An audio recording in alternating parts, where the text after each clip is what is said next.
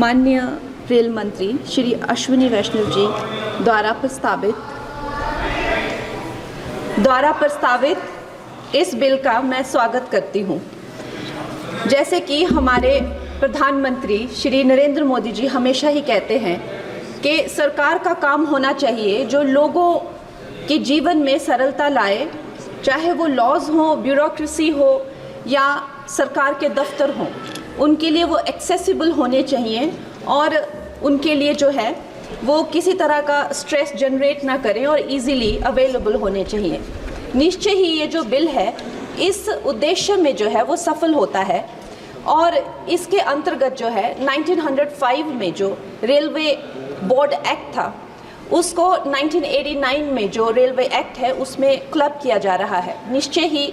इस तरह के जो एक सिंगुलर लॉ बनाकर जो है वो आई फील कि हमारे जो साधारण मानवीय हैं उनके लिए बहुत ही इजीली अवेलेबल होंगे, एक्सेसिबल होंगे, इसीलिए मैं इसका स्वागत करती हूँ। Another very important government body railway board,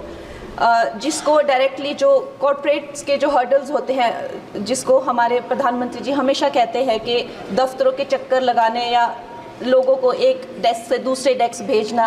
I think इससे भी उनको जो है वो छुटकारा मिलता है। ये डायरेक्टली जो है सेंटर के अंडर जो है रेलवे बोर्ड को लिया जा रहा है, इसका भी मैं पूरा स्वागत करती हूँ। और उसके साथ ही वंदे भारत की जो हमारी जो ट्रेन्स हैं वो हमारे लिए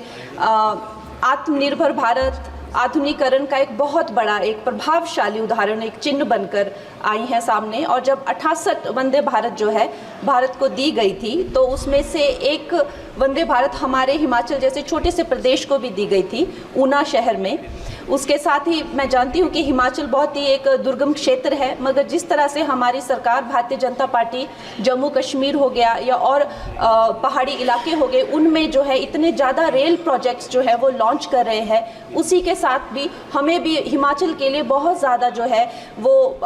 सर्वेज हो रहे हैं, रेल का बजट मिला है। शिमला हो गया या धर्मशाला, कांगड़ा और बैजनाथ हो गया, ऐसे ना जाने बहुत सारे जगहों पे, हमीरपुर जैसी जगहों पर जो है बहुत सारे प्रोजेक्ट्स आ रहे हैं। लेकिन मैं माननीय मंत्री जी का ध्यान मैं मंडी क्षेत्र की तरफ लाना चाहूँगी। एक्चुअली मंडी क्षेत्र 60 to 70% ऑफ जो हिमाचल का जियोग्राफिक एरिया है वो मंडी क्षेत्र में ही आता है और हमारा जो क्षेत्र है उसमें अभी तक इस तरह का ना कोई सर्वे हुआ है ना सुविधा है। अगर हमारे क्षेत्र में अगर चाहे वो सेंट्रल मंडी अगर दिल्ली से जुड़ता है या चंडीगढ़ या चाहे अंबाला जैसी 2-3 जगहों से भी अगर हमें जोड़ा जाए तो हमारे हिमाचल की जो प्रगति और विकास है उसमें हमें बहुत सहायता मिलेगी।